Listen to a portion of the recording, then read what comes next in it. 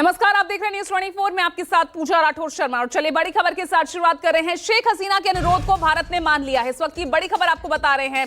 शेख हसीना कुछ समय भारत में ही रुकेंगी। बीएसएफ को अलर्ट रहने के लिए कहा गया है। विदेश मंत्री का यह बयान, और साथ ही उन्होंने कहा कि हम ढाका प्रशासन के संपर्क में हैं। एस जयशंकर विदेश मंत्री, उन्होंने साफ तौर पर कहा कि हिंदू अल्पसंख्यकों को निशाना बनाया गया। बांग्लादेश में जुलाई से हिंसा जारी है। भारत बांग्लादेश के रिश्ते मजबूत हैं। बांग्लादेश के हालात पर भारत की लगातार नजर बनी हुई है। और देखिए, इसी के साथ एक और बड़ी खबर सामने आ रही है, क्योंकि बांग्लादेश में जुलाई से हिंसा जारी है। ये बात विदेश मंत्री ने सदन में रखी और साथ ही कहा कि भारत और बांग्लादेश के रिश्ते मजबूत हैं। अनुरोध मान लिया गया है शेख हसीना का और कुछ दिन भारत में रुकेगी, लेकिन बांग्लादेश के हालात पर लगातार भारत नजर बनाए हुए है। जुलाई से लगातार वहां पर हिंसा जारी है और चूंकि भारत और बांग्लादेश के रिश्ते मजबूत हैं। Chairman, sir, I rise to apprise this august House of certain recent developments pertaining to Bangladesh.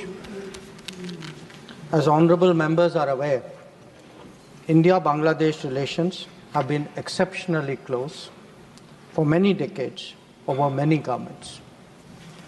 Concern about recent violence and instability there is shared across the political spectrum.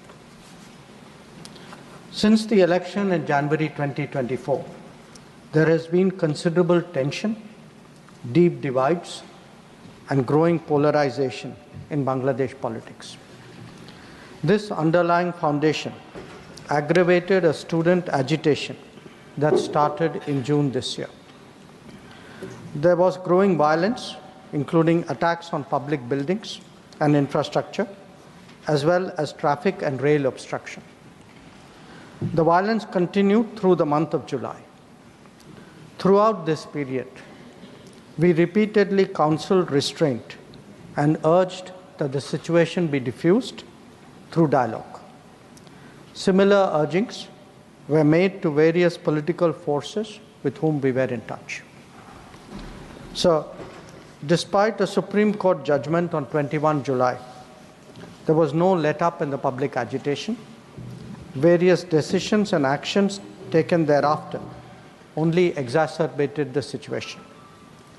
The agitation at this stage coalesced around a one-point agenda, that is that the Prime Minister, Sheikh Hasina, should step down. On 4th August, events took a very serious turn.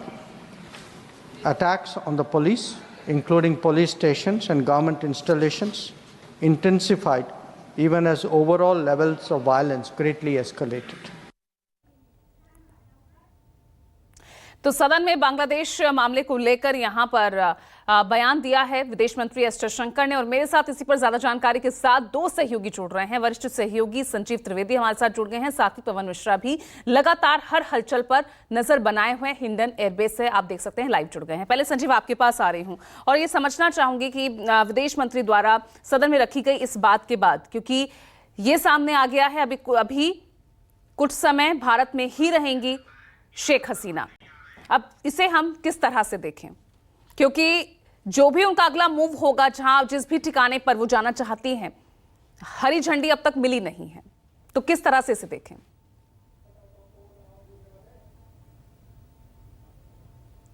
देखिए, दो बातें निकलकर सामने आ रही हैं विदेश मंत्री के इस बयान में। पहली तो ये है कि उन परिस्थितियों का उन्होंने जिक्र किया है जब वहां से शेख हसीना, पूर्व प्रधानमंत्री बांग्लादेश की, उन्होंने भारत से क्लियरेंस मांगी और बहुत ही आनन फानन में वहाँ उनको क्लियरेंस प्रदान किया गया और उसके बाद वो भारत पहुँच गई, क्योंकि वहाँ जितने भी आंदोलनकारी थे वो आंदोलनकारी आखिरकार बस एक चीज़ मांग रहे थे और वो ये था कि प्रधानमंत्री शेख हसीना वहाँ से हटे और इस तरह से वो यहाँ आ गई हैं। अब यहाँ आने के पूर्व में उनका कोई कार्यक्रम बन नहीं पाया कि किस देश की तरफ वो जाएंगे, सब कुछ इतनी जल्दीबाजी में हुआ और इस कारण से अभी वो यहाँ हैं और कोशिशें कर रही हैं कि किस देश में उनको पॉलिटिकल असाइलम मिलता है, राजनीतिक शरण मिलता है। संभव है कि उनको इसे प्राप्त करने में थोड़ा समय लगे, जिसके बाद वो यहाँ भारत से प्रस्थान करेंगी, लेकिन फिलहाल भारत में रहेंगी, ये स्पष्ट है। दूसरी बात उन्होंने बताई कि 19,000 के आसपास भारतीय हैं हमारे इस वक्त बांग्लादेश में, जिसमें 9,000 स्टूडेंट्स हैं और सबों से वहाँ हमारी जो इंडियन हाई कमीशन है वो करीब करीब संपर्क में है और उनकी सुरक्षा का ख्याल रखा जा रहा है। ज़्यादातर स्टूडेंट्स लौट गए हैं और जो हैं वहाँ पर उनके साथ संपर्क बनाए रखा गया है ताकि उनकी सुरक्षा को कोई ख़तरा नहीं आए।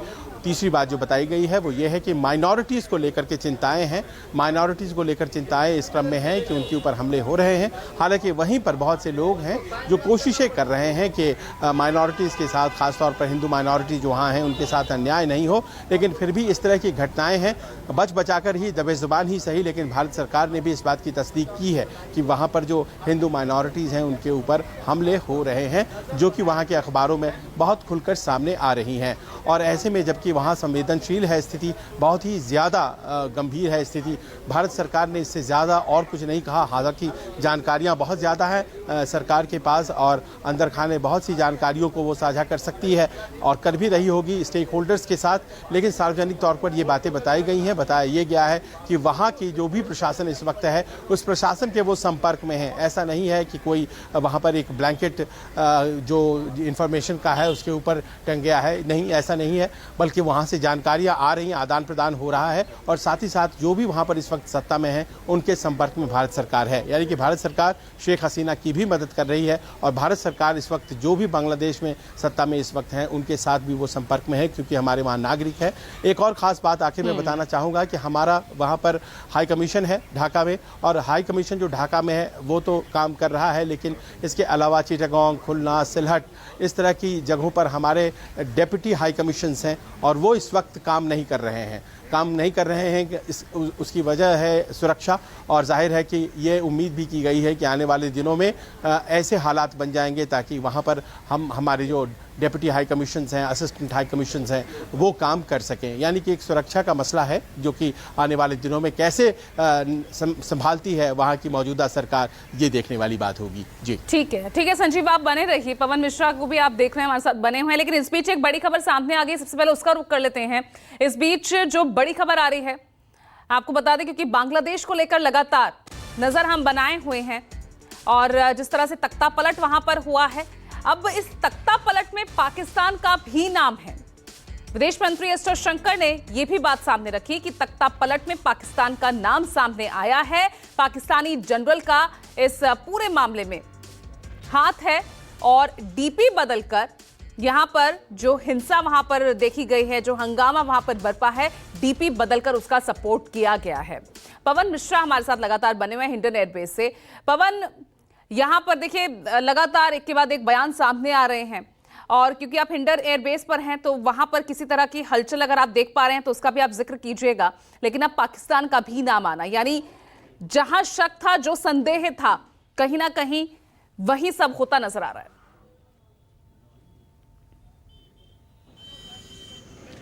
देखिए, सबसे पहले बता दें कि अगर हम इंटरनेशनल सिक्योरिटी की बात करें या फिर नेशनल सिक्योरिटी की बात करें तो बॉर्डर सिक्योरिटी फोर्स के लिए सबसे आसान ये होता था कि जब तक शेख हसीना वहाँ पर सरकार रही या पीएम रही, उनकी तरफ से बड़ा कंट्रोलिंग रहता था। यानी गौ तस्करी की बात करें, नकली नोटों की करेंसी की अगर हम बात करें, या फिर नशीले पदार्थों का जो स्मगलिंग यहाँ पर होता था, उससे बहुत हद तक जो है BSF जो है रोक लगा करके यहाँ पर रखती थी। और बांग्लादेशी जो BSF है, बांग्लादेश की जो सेना है, वो भी बड़ा कंट्रोल में यहाँ पर करती थी। तो अब इंटरनेशनल लेवल की अगर हम बात करते हैं, तख्ता पलट वहाँ है, तो तब कहीं ना कहीं जाकर सुरक्षा के दृष्टिकोण से अगर हम देखें तो एक चिंता का सबब इंडियन आर्मी के लिए भी है और BSF के लिए भी है कि अब कैसे इस पर काम होगा, कैसे कंट्रोल इस पर किया जाएगा। हाँ, हमारी सुरक्षा में कोई संदेह नहीं है, हमारी जो सुरक्षा थी, हमारी BSF बिल्कुल पूरी तरह से पहले की तरह अभी भी सुरक्षा में लगी हुई है और ज़्यादा सुरक्षा में लगी हुई है। लेकिन जो सहयोग मिलता था शेख हसीना के रहने पर, क्या उसी तरह का सहयोग आगे मिल पाएगा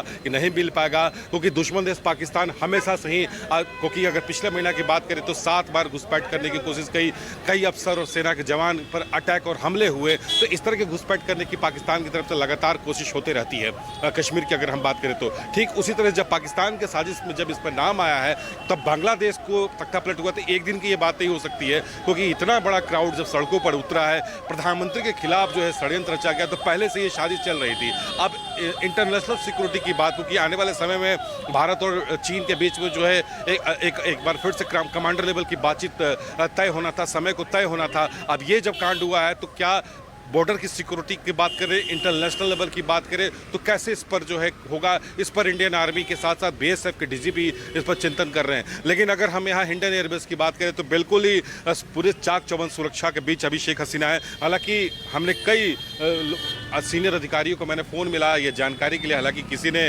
यह जानकारी नहीं दिया है, बात निश्चित नहीं कर रहे हैं। उनको यही कहा जा रहा है उनके पास कि मेरे पास कोई खबर नहीं है।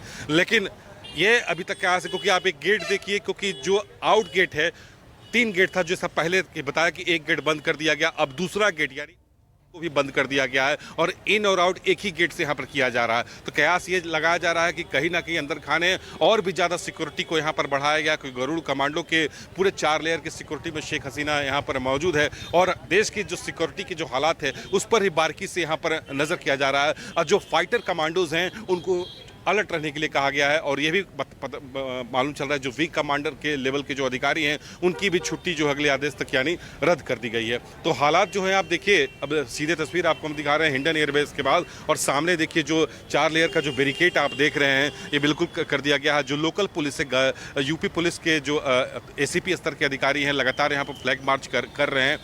तो सिक्योरिटी के हिसाब से तो यहाँ पर ठीक है, पूर्व प्रधानमंत्री यहाँ हैं, उनको सिक्योरिटी लेवल यहाँ पर मिलनी भी चाहिए।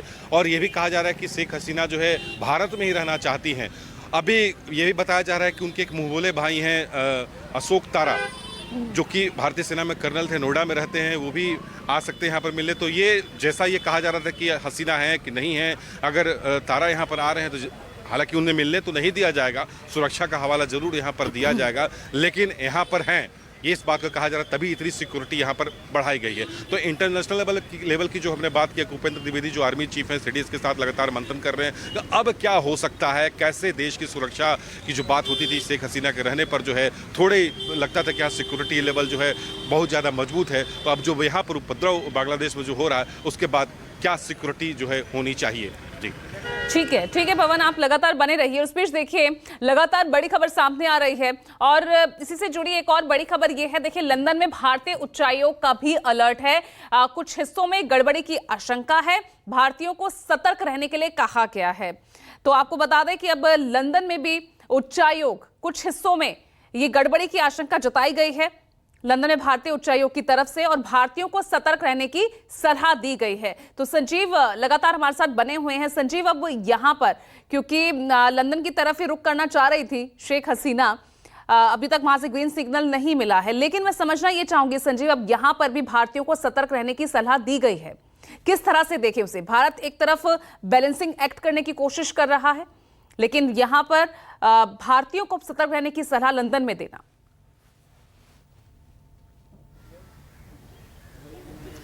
देखिए एक नई बात सामने आई है और वो ये है कि दरअसल लंदन में और अमेरिका में भी ये देखा गया है कि जो बीएनपी के सपोर्टर्स हैं, यानी कि बांग्लादेश नेशनलिस्ट पार्टी जो विरोधी है शेख हसीना की, उसके सपोर्टर्स खुशियां मनाते हुए कल लंदन की सड़कों पर मार्च करते देखे गए थे।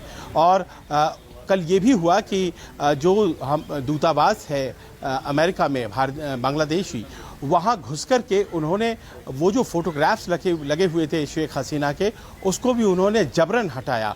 आप देखिए कि कितनी हिमाकत की वहाँ पर बीएनपी के जो सपोर्टर्स थे वो जमा हुए और वहाँ के दूतावास में घुस कर के उन्होंने शेख हसीना के फ़ोटो हटाए और सेलिब्रेट किया फ़ोटो हटाकर। और यही स्थिति लंदन में भी रही, जब यहाँ पर सड़कों पर घूमते हुए नजर आए बीएनपी के लोग और खुशियाँ मनाते नजर आए, एक हजूम, एक जुलूस जैसा निकल रहा था। तो इसका अर्थ अर्थ ये होता है कि ये सब जो देश हैं वो भी इस बात को लेकर ज़रा सतर्क हैं कि अगर उनके देश पहुंचती हैं शेख हसीना तो कहीं उनके लिए कोई समस्या तो नहीं हो जाएगी, कहीं ऐसा तो नहीं है कि वहाँ पर कुछ लोग जो विरोध में उतर जाएं, क्योंकि बहुत से बांग्लादेशी इस वक्त रहते हैं लंदन में और यूनाइटेड किंगडम में। दूसरी आप जानते हैं कि वैसे ही बहुत सी समस्याएं ख़ासतौर पर इमिग्रेंट्स को लेकर के जो शरणार्थी पहुँचे हुए हैं इंग्लैंड में, उनको लेकर के बहुत सी समस्याएं पहले से चल रही हैं, वो सड़कों पर उतरे हुए हैं। और वैसे में एक और समस्या को जोड़ा नहीं जाए तो क्या इस वजह से शेख हसीना को ग्रीन सिग्नल मिलने में देरी हो रही है, ये भी इस तरह से देखा जा रहा है। बहरहाल भारतीय दूतावास ने ये कहा है कि जो भारतीय विजिटर्स खास तौर पर वहाँ लंदन पहुँच रहे हैं वो कुछ इलाकों में न जाएँ, सतर्कता बरतें, एहतियात बरतें, क्योंकि सड़कों पर बहुत ज़्यादा अफरा तफरी है और वहाँ की पुलिस बहुत ज़्यादा कंट्रोल करने में सक्षम नहीं।